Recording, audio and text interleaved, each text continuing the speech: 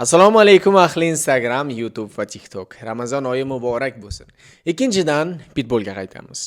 Shu haftaning o'zida ikki o'zbek o'g'loni Yevropa stadionlarida manaman deganini o'zi ham mana shu raqibni ro'para kelganini ayamay chiqarib, biri Vinini to'xtatib, mumkin dunyo futboli tarixidagi eng zo'r murabbiydan maqtovlar eshitsa, ikkinchisi Boqiy shaharda italiyalik Claudio Bobo Ranieri qo'l ostida ko'z tegmasin.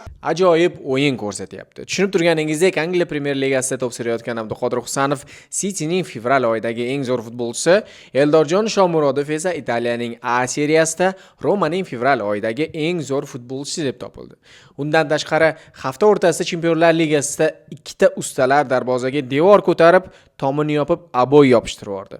Gap braziliyalik charm qo'lqop ustasi Alisson va polshalik kashanda akamiz Wojciech Szczęsny haqida albatta. 3 oy avval hamma ustidan kulib, bugungi kunga kelib esa Yevropaning top klublari ichida mag'rur qad ko'targan Luis Enrique qo'l ostidagi PSG uchrashuv davomida maydonda estetik go'zal futbol ko'rsatib, nihoyatda Merseysayedlik klub ustozi Arne Slot tarafidan Zidane va Don Carlo usulida qilingan zaminadan so'ng 1-0 hisobida alamli va har taraflama bo'lgan Nichesna mag'lubiyatdan boshlarini ikki qo'llari ostiga oldilar. Albatta, mening jonajon Barselonamga to'xtalmay o'tib keta olmasdim. Portugaliyada Benficaga qarshi uchrashuvning 20-daqiqasida Pau Kubarsi qizil kartochkasi tufayli 10 ta futbolchi qolib, kelajakda oltin to'p egasi Rafinha Diaz goli bilan Barselona o'z raqibidan ustun keldi. Madrid derbisiga 1-1 umidida maydonga jamoalarini olib tushgan ikki murabbiyning rejalarini Lotin Amerikasidan bo'lgan ikki futbolchi nafaqat chiroyli, balki go'zal gollar bilan o'z ustozlari rejalarini chippakka chiqardi. Futbolga keyingi mavsumdan bir nechta qoidalar qo'shilardi. Ularni ham atdelnik ko'rib chiqamiz. Qani ketdik. Xalqaro futbol assotsiatsiyalari majlisi tomonidan joriy qilingan 2026-27 mavsumidan barcha futbol ligalarida bir nechta qoidalar futbolga amal qilishni boshlaydi. Agarda darvozabon to'pni o'z qo'llari ostida 8 soniyadan ortiq ushlab qolsa, raqib jamoa foydasiga burchak zarbasi yoki uglovoy belgilanadi. Tushunib turganingizdek, bu qoida golkiperlar tomonidan uchrashuv tempini buzish yoki jo'rttaga vaqtni cho'zish bilan kurashishi kerak. Yana bir yangi qoida bo'yicha bundan buyon hakam akamiz talpada qolmaydi. Ko'zingni o'yib mana bu yerda zaman. Balki faqatgina jamoa sardori referi bilan tortishishi mumkin.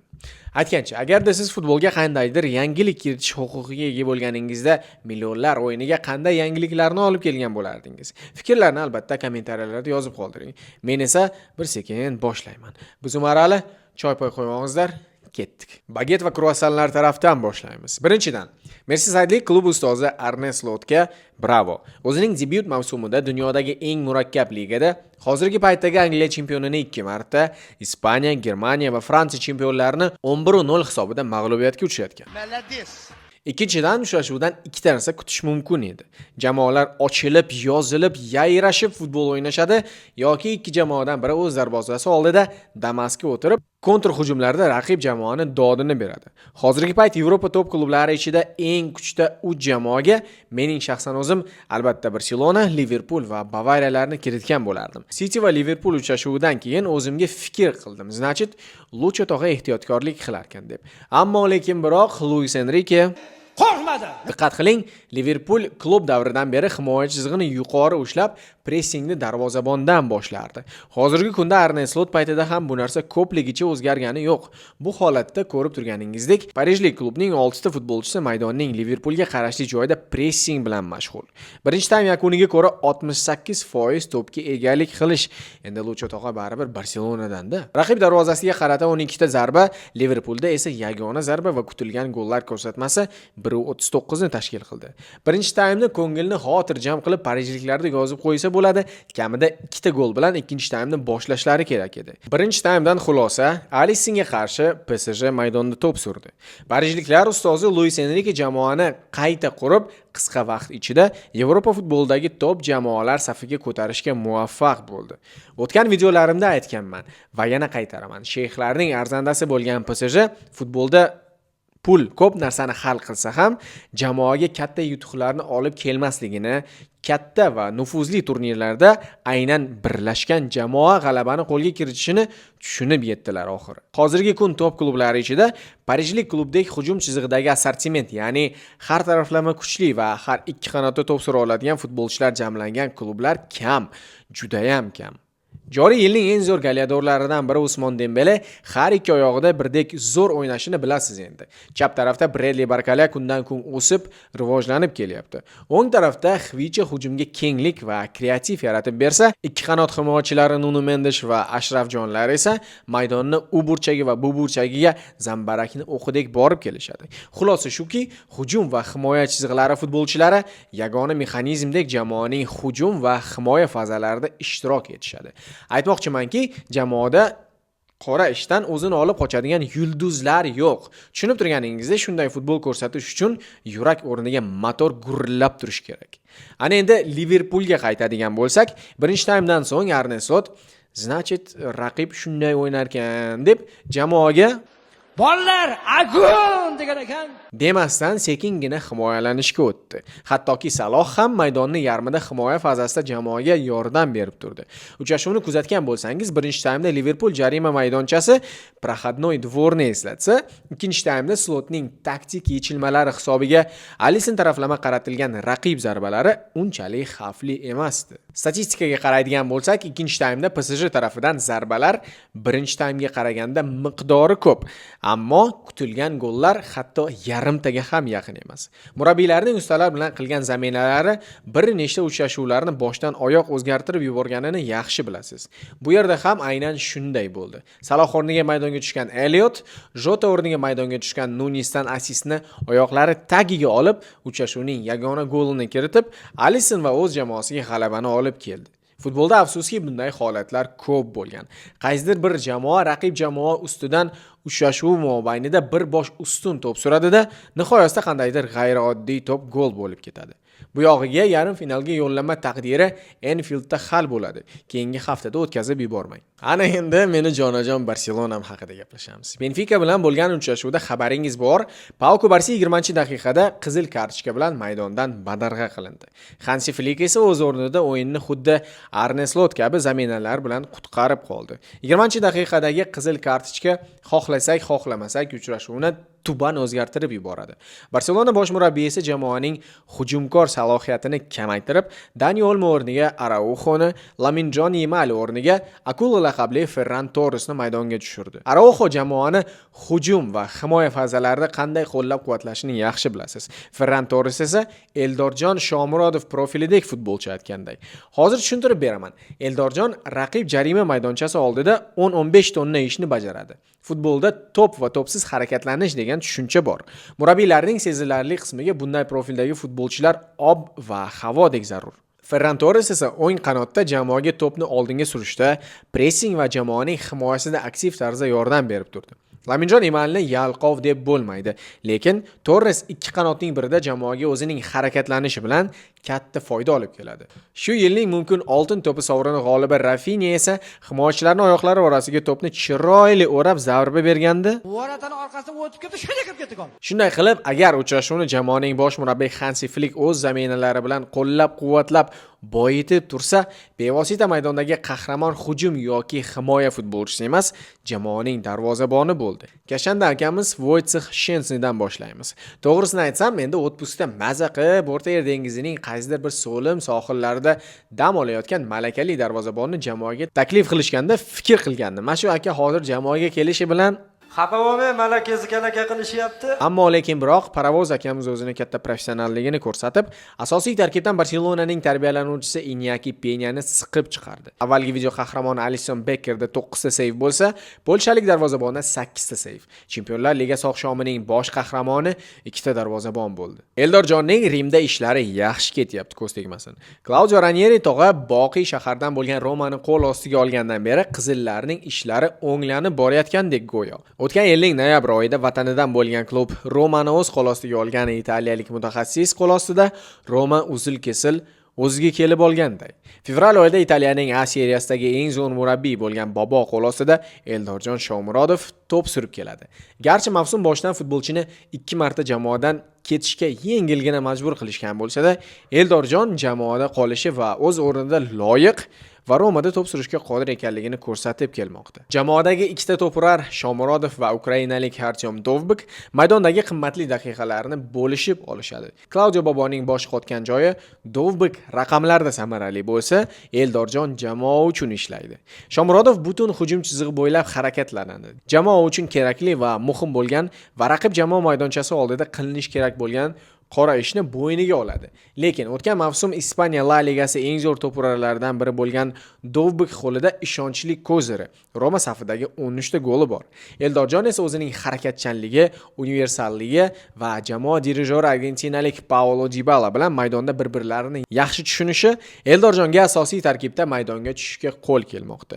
Shomurodovning Sule va Dybala bilan bo'lgan uchligi Roma jamoasiga hujum chizig'idagi to'xtamsiz harakatchanlik va bir-birlarini yaxshi tushunishlari jamoaning hujumkorligini oshirmoqda. Bizni futbolchilarimiz ham o'ynasa bo'lar ekan-ku.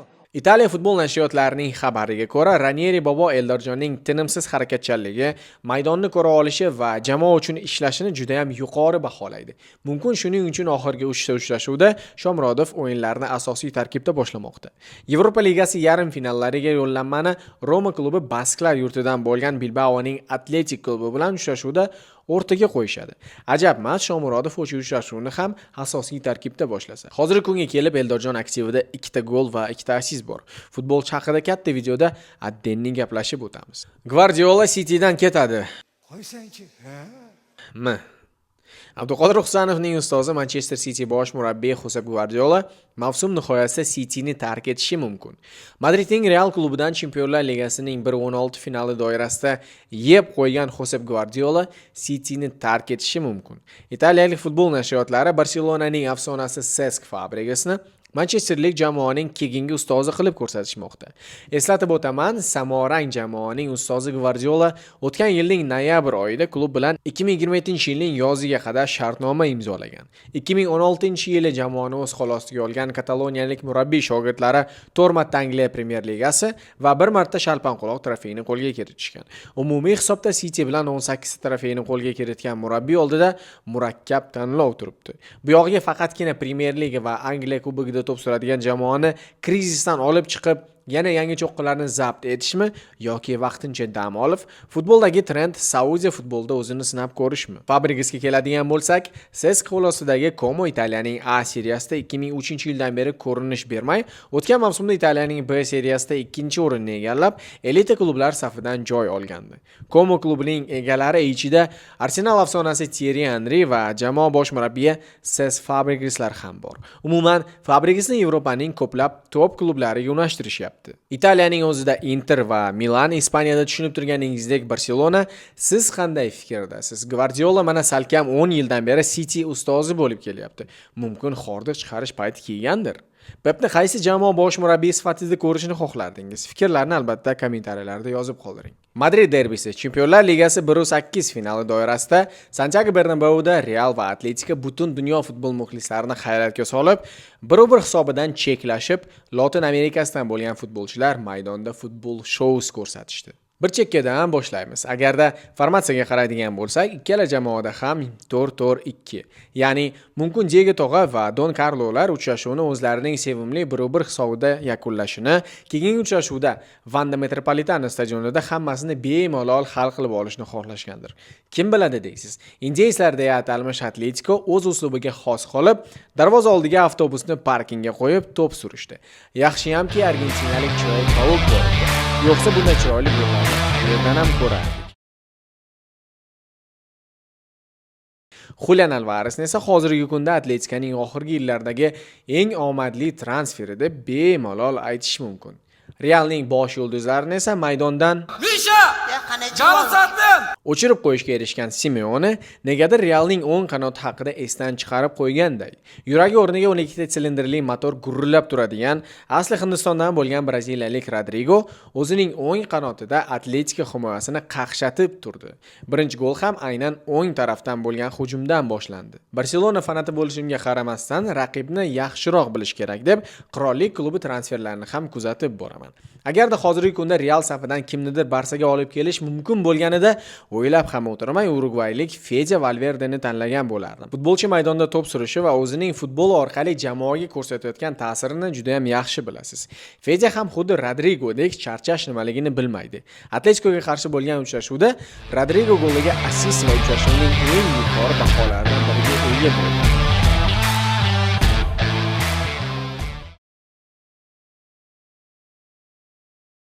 Ushbu skringa e'tibor bering. Uchrashuvning yana bir qahramonlaridan biri Ibrohimjon Dias. Rodrigo va Dias Atletiko to'pni qo'lga kiritishi bilanoq himoyachilarga yordamga kelishib, qanotlarni raqib futbolchilarining hujumlari uchun yopib qo'yishdi. Agar ikki qanotdan hujum o'xshamasa, nima qilamiz? Значит, markazdan hujum uyushtirish kerak. Markazda esa va nihoyat o'z pozitsiyasida to'p surib, Atletikoning hujumlarini yo'qqa chiqarib turgan Aurelien Tchouameni bo'ldi. Telebuzuq ukamiz Jude Bellingham o'rniga maydonga tushgan Ibrohimjonning aql bovar qilmas golidan keyin maydonga yosh va umidli futbolchi Luka Modric tushdi. Videoni boshida aytib o'tganimdek, uchrashuv boshlanishidan asosiy urg'u 1-1 hisobiga va Realning ikkinchi golidan keyin jamoa o'z darvozasi oldida bekinib o'tira olmaydi. Endi xo'sh, nima qilish kerak? Mana shu yerda xorvatiyalik maydondagi dirijor o'zining ustaligi bilan bir kam 40 ga kirgan bo'lsa ham juda ham qo'l keladi. Modric maydonga tushishi bilan Real to'pni o'z oyoqlari ostiga skotchlab oldi. Hada endi hisobni ushlab qolish kerak. O'z darvozalari oldida avtobusga o'tirib bo'lmaydi. Значит, bu yog'iga faqat uchrashuv tempi va to'pni ushlab qolish kerak. Tamom. Xullas kalom, keyingi haftada uchrashuvni o'tkazib yubormang. Qiziq, gollarga boy va shiddatli o'yin bo'ladi. Men esa Abbosbek Fayzullayev haqidagi videoni montaj qilishga ketdim. Buzmarali bor bo'lingizlar.